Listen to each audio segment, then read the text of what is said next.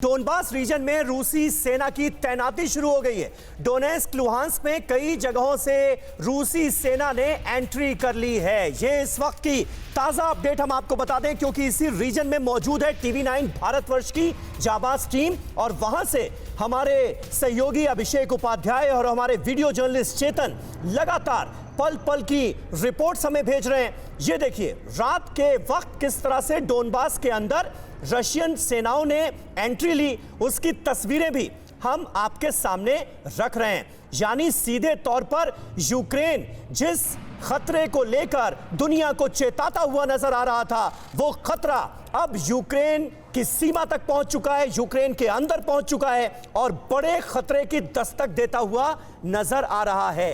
अंशु जोशी जी हमारे साथ मौजूद हैं।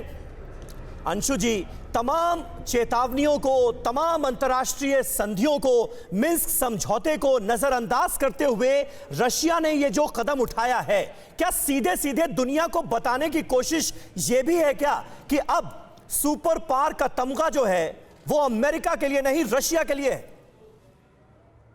अब्बास और रवि, रशिया आज से नहीं, बहुत वर्षों से एक महाशक्ति है। आज का जो विश्व है वो बहुध्रुवीय विश्व है। जिस प्रकार से अमेरिका एक महाशक्ति है, रशिया भी एक महाशक्ति है। और ये समझने की आवश्यकता है कि आप चूंकि एक वर्ल्ड ऑर्डर की बात कर रहे हैं, महाशक्ति की बात कर रहे हैं, विश्व राजनीति की दृष्टि से देखिए, यूक्रेन अंतरराष्ट्रीय राजनीति की भाषा में कहूं तो बैंड वैगनिंग कर रहा है नाटो के पीछे जाके। नाटो क्या है? नाटो जो है वो सेकेंड वर्ल्ड वॉर के बाद और शीत युद्ध जब शुरू हुआ था तब एक पश्चिमी खेमे का बनाया गया मिलिट्री अलायंस है, जिसे 1991 के बाद उसका रेलेवेंस खत्म हो जाना चाहिए था, लेकिन वो अभी तक समाप्त नहीं हुआ है। जबकि तत्कालीन जो सोवियत संघ था वो 1991 के बाद विघटित हो गया। तो रशिया के लिए यही सबसे बड़ी परेशानी का सबब है कि आज उसके पास ऑलरेडी 5 नाटो के मेंबर देश मौजूद हैं, और यदि यूक्रेन नाटो को ज्वाइन कर लेता है तो नाटो और अमेरिका जाकर। अंशु जी, यहां पर आपको थोड़ी देर के लिए रोक रहा हूं, क्योंकि अभिषेक उपाध्याय इस वक्त वॉर जोन से हमारे साथ लाइव कनेक्ट हो चुके हैं।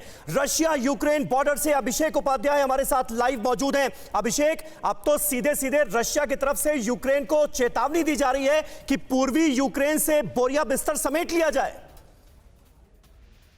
देखिए, यहाँ पर जो स्थितियां अभी हमको दिख रही हैं, सबसे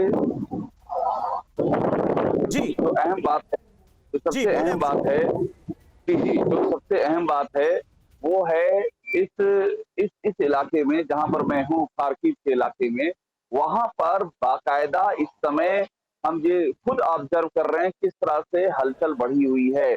वहां पर आप दो चीजें, एक तो जो बॉर्डर है खार्किव का, उस पार बेलगोरोड शहर है, वहां पर जो इधर से इंफॉर्मेशन आ रही है कि रूस का जो मिलिट्री जमावड़ा है वो और भी ज्यादा बढ़ता जा रहा है, और इस खार्किव शहर में जो बॉर्डर है वहां पर हलचल बहुत ज्यादा तेज हो गई है।